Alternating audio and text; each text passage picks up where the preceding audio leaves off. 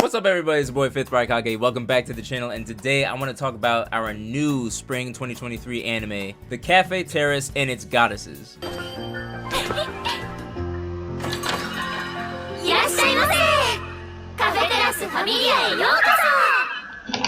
I've actually been reading this series for a while. I'm all caught up on the manga, and it's really stuck with me. I think it's one of my recent favorites. Now, there's only been 3 episodes so far, so I really just want to give my thoughts. There really won't be many spoilers, but I'll warn you if I give them, because I really want to give my thoughts on who might win, you know? So The Cafe Terrace and its Goddesses follows the story of a young man named Hayato Kasukabe. He had plans to continue his education at Tokyo University, but it's cut short when he gets notice of his grandma's death. Now, his grandma was the owner of this said Cafe Terrace, La Familia. She actually opened this cafe when Hayato was a young boy, but even as a young boy, Hayato was very stubborn, and he let their creative differences rip apart their relationship, and he left for who knows how many years, leaving his grandma alone at La Familia. This hurts even more knowing that Hayato's parents actually died in an accident when he was young, so his grandma has been taking care of him ever since, and they're the only family that they have between each other. And even though their roots go so deep within the cafe, Hayato was still letting his creative differences break apart their relationship. He had plans to sell the cafe to make a parking lot for the area, but just when he had plans to do so, he was interrupted by some baddies.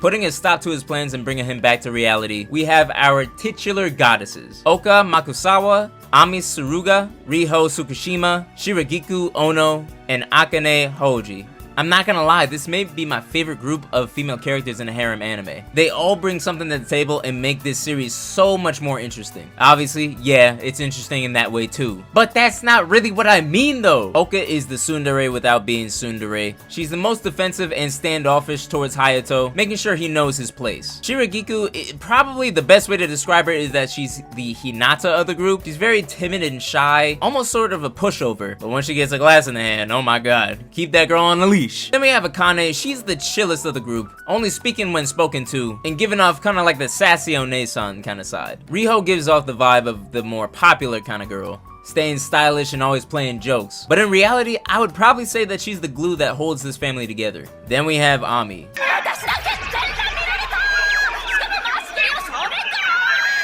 The meathead of the group. All she knows is training and fighting, and honestly, I don't really trust her to work in a cafe. These goddesses just randomly show up in Hayato's should-be house, but they're claiming it for themselves since grandma gave it to them. Well, not gave it to, more like let them stay. They're all young girls with circumstances, and the kindness in grandma's heart just couldn't let them struggle. She lets them stay at her house, but they also help her at the cafe. Thankfully, the love that they express towards Hayato's grandma snaps him back to reality and gives him the motivation to start up La Familia again. Now, I don't think I need to go ahead and explain like the rest of the episodes, mostly because I just want you guys to watch it yourselves. The main thing about this video is that I just want to get my thoughts on everything that's happening so far, as well as what's to come.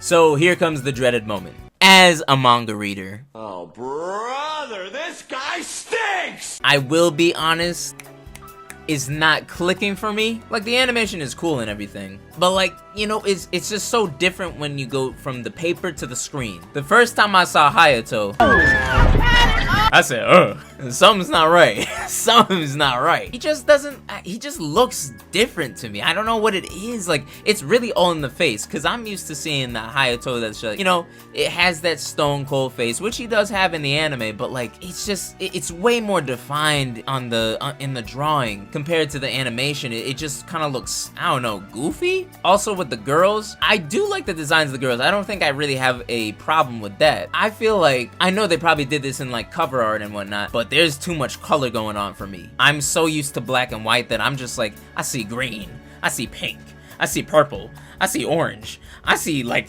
indigo. I'm like, what's going on? This is the same thing that happened to me in More Than Married, Less Than Lovers. I was so confused when the MC came out with blue hair. I'm pretty sure that they showed it in cover art before, but I was like, blue? Why isn't that shit black? That's really the same feeling that I'm having with this series. I don't know, my eyes just like can't keep up with it anymore. Oh, no. So this is the biggest ball drop that I've ever seen. So in the most recent episode, you know, they opened the cafe. They had guests coming in, everyone's enjoying the coffee, and then you have 3 supporting characters. They're all salespeople of the market, and the other 2 looked fine. But the fish lady. I think that she sells fish. I'm pretty sure it was fish. If it's not, correct me. But this woman, the woman of this series, was nerfed to hell and back. I've never seen such disgrace and like disrespect done to like a supporting character. This was something that I was looking forward to. I have never been so frustrated in my life. She was her. She literally, if you compare her to all the girls in the Cafe Terrace, bro, she's number one. No one comes close, in my opinion. In terms of looks, of course, but like, you know, like personality there too. It's something that I just can't forgive, and honestly, they need to fix it later on down the line. On to the voices. I think I speak for every like manga reader when I say that whenever we read certain manga, we have certain voices that we give these characters. And once they're given a different voice in an anime, it's like, hold on. This isn't the vision that I saw. This is not the vision that I saw. Hayato's voice is fine, but like, I don't know. Like, he's a young dude. Why does he sound like, this is my cafe? Like, I'm just like, I don't get it sometimes, you know? I had it a little bit lighter, but like, it's fine for now, honestly. Like, I don't think I'm gonna have that many complaints. I think the girls have done pretty well. Akane's that hit the nail. Like, that was absolutely perfect. There's no other voice that I could see her having. Shiragiku, yeah, quiet, timid, that makes sense. I don't know what it is about Riho's voice, man, but like, she sounds way too mature. She has the right tone, but I don't know, the voice sounds way too like One-san for me. I don't know what it is. Ami's voice, it has that right amount of joy and like, you know, immaturity. It's kind of the same with Riho, like the immature, like I like the tone of the voice, but like, I don't know what it is. It just doesn't sit right. Oka, again, perfect. I think that, you know, she gives off that real tsundere kind of vibe. Now, when it comes to the pacing of this series so far, I think it's done pretty well. I think they've given us maybe like 2 chapters an episode, where like, you know, compared to something like, I mean, you couldn't do it with Tomo-chan. Tomo-chan had like a panel for a chapter, so they had to include like different chapters in the episodes. Compared to maybe like Horimiya's pacing was, I think it was done way too fast. They included like a bunch of chapters in one episode. But this one, I think Cafe Terrace is doing pretty well with their pacing. There's only 3 episodes, so I don't know where it's gonna go, but so far it's like 2 chapters per episode. Maybe even just 1. I think the first episode was 1 chapter, if I'm correct. So hopefully they don't feel the need to like speed things up, you know? Obviously, I think this series is gonna have maybe like, it's probably on its way to having 2 to 3 seasons. It's gonna be like quintessential quintuplets, honestly. There are many moments where you can leave off on cliffhangers, and many moments that are just like the staple of the series that you can look forward to. So far, I really do like this series, and obviously since I read it, I prefer reading it. I prefer reading it rather to watching the anime, but it's always a great moment where like your favorite manga gets an anime adaptation, and you know that's great for the series itself, because it just brings more attention and makes people like enjoy what you enjoy. Obviously, I don't think a lot of people are gonna mess with it because of mostly fan service, because like it does have a lot of fan service in this series. But honestly, if you get into the story like me, like fan service is just like, oh, so what happens in the next chapter? Like, you know what I'm saying? In terms of anime I'm watching this season, I'd probably say it places in my top 5. I'm not really looking for action this season. I'm looking for just like a feel-good series, you know what I'm saying? Now to the important part. Who is the best girl in this series, and who is going to win? I will get a little spoilery, you know, in the next segment of this video, so beware, okay? Now, personally, I usually choose the one who is very outright with their feelings. You know, I like the Ninos. I like the Akenos. I just need the girl to tell the MC how she feels. And the first person that you get that from is Akane. Ever since Hayato called that girl cute, she has been on lockdown. It starts off with like little flirty jokes, but then eventually she's just like, man, I really like this guy. And eventually she just goes in for the kill, which Hayato, I can't fathom the fact that you did not lock that up immediately. That is a steal. I'm typically not the biggest fan of like the, you know, chill, nonchalant characters in like these kinds of animes, but Akane stole my heart immediately. Now the next best girl, I'd probably give it to Riho, cause she's the second person who just lets her feelings known. And this girl is not timid at all. She will lay it out all bare for him. With how much that Hayato has done for Riho in this story, I would say that her love for Hayato is the most valid out of all the girls. Next, I'd probably give it to Ami, mostly cause she's really not in it for the love. As of right now, Ami and Hayato have more like a big brother, little sister kind of type of relationship, which is fine. Love starts out that way sometimes, but she really is just like a relief from all the like serious drama, and just like, there's not really drama, but you know, like how it is in harem anime, just like, I like him more, no, I like him more, who's gonna get him first? Ami's just the character that's just like, hey yo, Hayato, you wanna go to the park later? Like, we can have some fun. You wanna go grab a drink? Let's play some video games. Like, she's really just a break from the reason why we're all here reading this series. The next best girl, this is hard because like I just I'd probably give it to Shiragiku, just because she has like the most lore with Hayato basically, and also in terms of the cafe, I believe that she does the most. Like, everyone's mostly just servers, but Akane brews the coffee, Oka makes the costumes, but Shiragiku is the cook. She's the main draw why people are coming to this cafe. Without her, I'm gonna be honest, it's done. I think the main reason why I put her so low though is because like she's more so like of a gimmick, to be honest. It's like she's almost like a scapegoat, you know what I'm saying? She's there to distract you from who's actually going to win. And also that whole, you know, drinking, going crazy when drunk kind of thing, like, it was funny, you know, in the beginning, but like eventually I'm just like, all right, like, I get it. I don't mind seeing it, but I get it. Lastly, I probably give it to Oka, just because like, you know, she like I understand her personality and I understand like her viewpoint of things, but like I just can't understand why she's just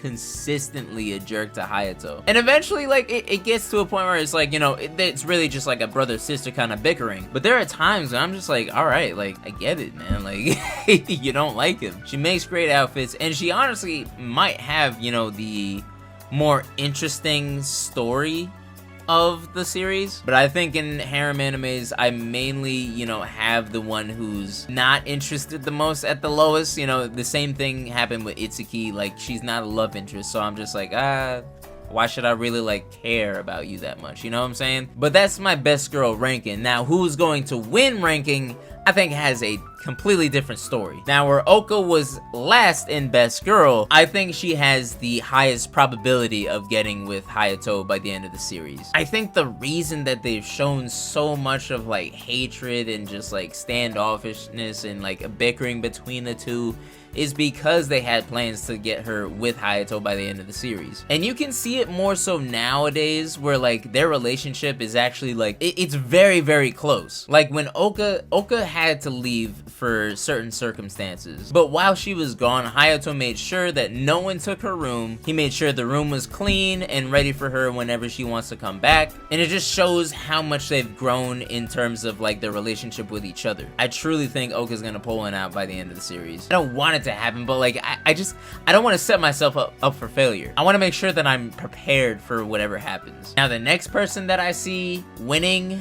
honestly, I think it might be Ami. And for the same reason that, you know, like Oku is number one, I feel like Ami should be number two, because Ami has literally shown like only a smidge of likability, you know, in terms of love towards Hayato. Right now, Hayato is the big brother, the best friend of Ami. But recently you've seen like the little twinge that she gets in her heart whenever she sees Hayato like interact with another girl. So she's realizing these feelings, but she definitely does not know how to understand them, which I can see being like a whole like arc for Ami, being like, oh my gosh, how do I show like love for someone? Like, I've never dealt with this before. Is it like a video game? In this series, Ami is definitely the biggest sleeper. The next person I see possibly getting with Hayato, I would probably say Akane, mainly because she was the first person to profess her feelings. So I don't think that they would just like throw that away for no reason. Her and Hayato, oddly enough, I do believe have the closest relationship of the whole series. Even when they know that there's feelings with each other, they can still chat it up like they're best friends. I see Akane's family being like the biggest cock blocker in this situation, but honestly,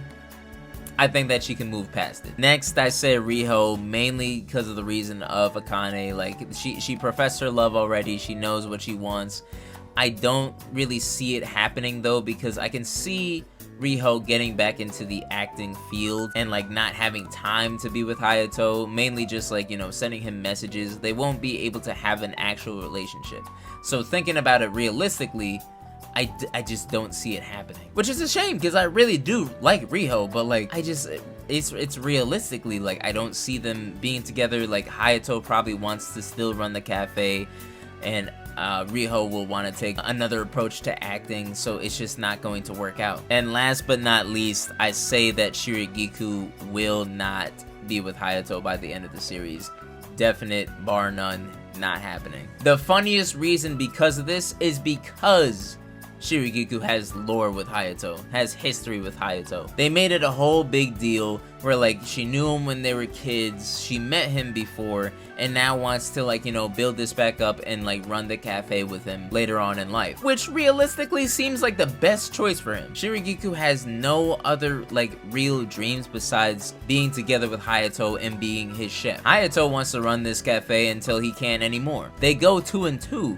But it's just the fact that like I see this as the perfect opportunity, and it that's the reason why it won't work. Like I told y'all, she's a scapegoat. She is a scapegoat for the real person who's coming in for the W. Is it Oka? Is it Ami? Is it Akane? Is it Riho? Who knows? But it's not gonna be Shirigiku. That'll be it for this video.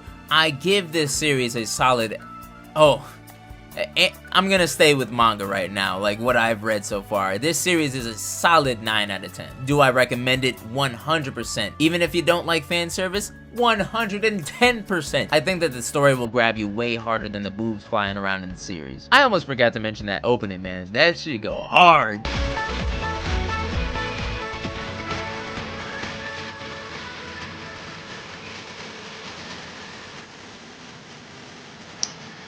And the dancing animation that they do, like, I'm like, ooh! I want to do more of these and also get the feeling of, you know, like, I'm an actual anime watcher on this channel. So I want to let you guys know what I'm watching, also my thoughts on them. If you have any recommendations this season, please give them to me in the comments. So like, share, and subscribe, and I'll see you in the next video. Love y'all, take it easy, peace!